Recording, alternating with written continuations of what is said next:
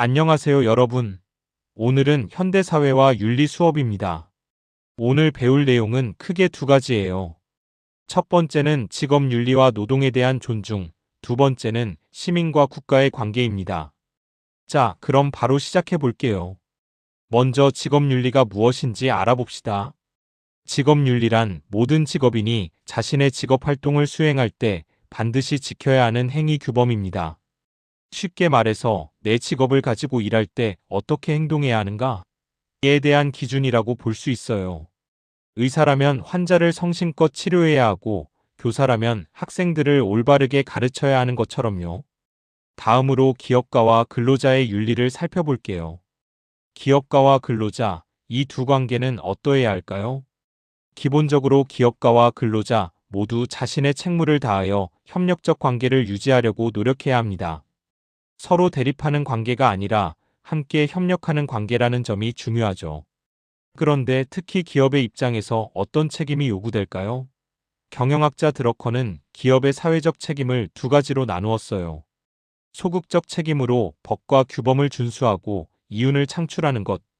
적극적 책임인 사회를 지원하고 인류애를 구현하는 윤리적 자선적 책임을 실천하는 것.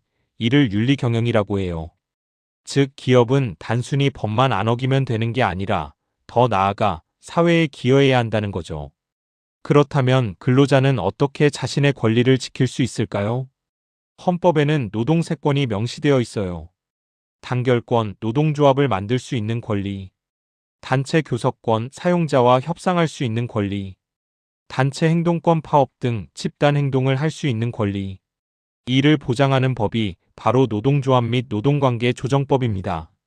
이 법은 근로조건을 유지 개선하고 근로자의 경제적 사회적 지위를 높이며 노동쟁의를 예방하고 해결하기 위해 만들어졌어요. 사회적 책임과 관련해 최근에 있었던 미국, 이스라엘이 연합국이 되어 이란과 전쟁에 대한 최신 뉴스 내용을 다루어 보겠습니다. 전쟁 초반 이란의 최고 종교 지도자인 하메네이와 이란 지도부를 폭격해서 사살하였습니다. 이때 미국 국방부는 미사일과 더불어 엔트로픽 AI인 클로드를 사용하였습니다. 하지만 엔트로픽의 회사는 이를 전혀 알지 못했습니다. 인류의 번영과 행복을 위해 AI가 사용되어야 한다는 목적으로 설립된 엔트로픽 회사는 즉각 반박하고 나섰습니다. 자기 회사 AI를 자율무기 공격에 사용하는 것을 금지한다는 법이 필요하다고 강력히 주장한 것입니다. 이러한 엔트로픽 AI 회사의 반발의 뜻을 같이 하는 다른 AI인 제미나이나 챗GPT 회사에 일하는 직원 역시 반대하는 서명에 사인하였습니다. AI가 만들어지면서 인간의 개입 없이 인간을 살상할 수 있다는 우려가 현실화되었던 사례입니다. 이는 기업의 사회적 책임과도 밀접하게 연결된 윤리의식이라고 할 수 있습니다.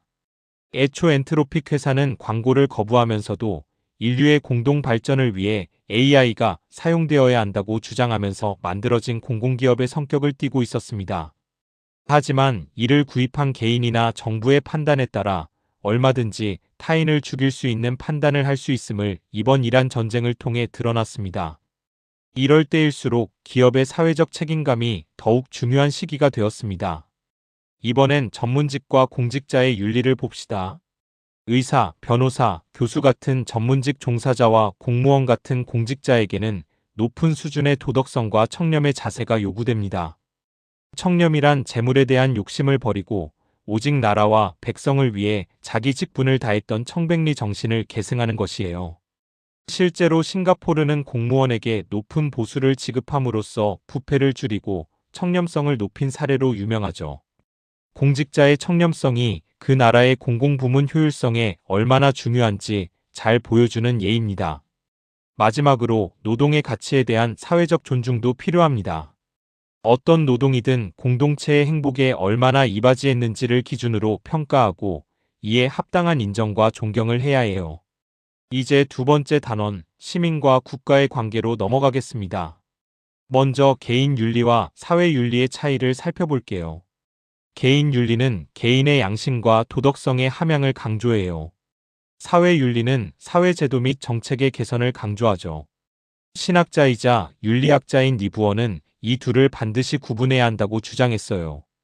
그 이유는 무엇일까요? 리부어는 도덕적인 개인도 자신이 속한 집단의 이익을 위해서는 비도덕적으로 행동하기 쉽다고 보았어요. 즉, 착한 사람도 집단 안에서는 나쁜 행동을 할 수 있다는 거죠. 어떤 경우에는 착한 사람들이 모인 집단이 더 비도덕적인 행동을 한다고 말합니다. 예를 들면 제2차 세계대전을 일으킨 독일과 일본이 그 사례입니다. 자기 집단에 대한 충성심이 높은 사람들이 되고 자기 집단과 대립하는 다른 집단의 사람들을 악마화하는 경향을 보인다는 것입니다. 또한 리부어는 사회 부정의 원인은 개인의 나쁜 마음이 아니라 집단 간 힘의 불균형에 있다고 봤어요. 힘이 센 집단은 약한 집단에게 비도덕적인 행동을 함부로 하더라는 거예요. 따라서 사회 정의를 실현하려면 개인의 각성과 도덕적 선의지뿐만 아니라 사회적 정치적 강제력도 함께 활용해야 한다고 주장했습니다. 시민은 어떤 존재일까요? 시민이란 주권 행사의 주체로서 권리와 의무를 모두 지니는 존재예요. 사회 계약론에 따르면 시민은 자연법에 따른 권리의 주체이자 정치 공동체의 구성원으로서 공동선을 추구해야 할 의무를 지닙니다. 여기서 중요한 개념 하나. 민본주의는 뭘까요? 민본주의는 백성을 나라의 근본으로 삼고 백성을 위한 정치를 지향하는 사상이에요. 그런데 민주주의와 다른 점이 있어요. 민본주의는 백성을 위한 정치를 하되 백성에게 직접 정치 과정에 참여할 권리를 부여하지는 않는다는 점입니다. 이 차이를 꼭 기억하세요. 이제 핵심 내용인 국가 권위의 정당성에 대해 다루어 봅시다. 국가는 왜 우리에게 법을 따르고 세금을 낼 것을 요구할 수 있을까요? 네 가지 관점에서 살펴볼게요. 유교적 관점. 유교에서는 군주의 통치권은 하늘로부터 주어진 것이라고 봤어요. 그런데 맹자는 한 가지 조건을 달았습니다. 군주가 백성을 해칠 경우에는 역성혁명, 즉 왕을 교체하는 것도 가능하다고 보았어요. 맹자는 이렇게 말했습니다. 이인을 파괴하는 자는 도적이고 의를 파괴하는 자는 강도입니다. 도적이나 강도는 그저 한 명의 평범한 필부에 지나지 않습니다. 즉 덕을 잃은 왕은 더 이상 왕이 아니라 일개 필부일 뿐이라는 거죠. 이는 자기 스승인 공자는 혁명을 인정하지 않는 것에 비해 매우 급진적인 주장입니다. 아리스토텔레스의 관점. 아리스토텔레스는 인간은 본성적으로 정치적 존재이며 국가 안에서만 행복한 삶이 가능하다고 보았어요. 그는 누군가 정치 공동체 없이도 살 수 있는 자가 있다면 그는 인간 이상의 존재이거나 아니면 인간 이하의 존재이다라고 했죠. 인간은 본래 불완전하기 때문에 공동체 안에서만 완전해질 수 있다는 거예요. 또한 아리스토텔레스는 국가의 통일성에 대해서도 경고했는데요. 국가가 너무 하나로만 뭉쳐지면 오히려 국가의 길을 그만두게 된다고 했습니다. 정체는 다양한 요소가 잘 혼합될수록 오래 존속한다는 지혜로운 말이죠. 사회계약론자들의 관점. 사회계약론자들은 국가의 권위가 개인 간의 자발적 계약에 의해 발생했다고 봤어요. 국가는 시민의 권리를 보호해야 한다는 것이죠. 대표적으로 루소를 살펴볼게요. 루소는 국가가 개인의 인신과 소유물 보호, 그리고 공동선의 추구라는 한계 내에서만 권력을 행사해야 한다고 했습니다. 왜냐하면 사회계약으로 만들어진 국민 자체인 일반의 지 외에는 어떠한 개인이나 집단도 자기의 특수한 이익만을 위해 권력을 사용해서는 안 된다는 거죠. 또한 루소는 인민의 저항권을 인정했어요. 단, 이 저항권은 정부가 국민의 뜻인 일반의지를 무시할 때 인민이 저항하는 것을 의미합니다. 훗날 루소의 일반의지는 헌법이라는 형태로 변모합니다. 휴메 관점. 마지막으로 휴은 국가의 권위가 정당성을 가지는 이유를 국가가 제공하는 혜택 때문이라고 보았어요. 국가가 안전, 질서, 복지 같은 혜택을 제공하기 때문에 우리가 국가의 권위에 따를 이유가 있다는 거죠. 마지막으로 탐구 활동을 함께 생각해 볼게요. 갑이라는 인물이 아무도 살지 않던 황무지를 스스로 개간해서 땅을 일구고 숲을 조성했어요.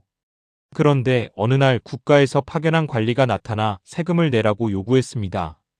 갑은 이렇게 생각했어요. 나는 국가의 도움을 전혀 받지 않고 내 힘만으로 이룬 것인데 왜 세금을 내야 하지? 자, 여러분은 어떻게 생각하나요? 휴메 관점에서 보면 갑은 국가가 제공하는 법적 보호, 재산권 보장, 치안 유지 같은 혜택을 받고 있다고 볼 수도 있어요.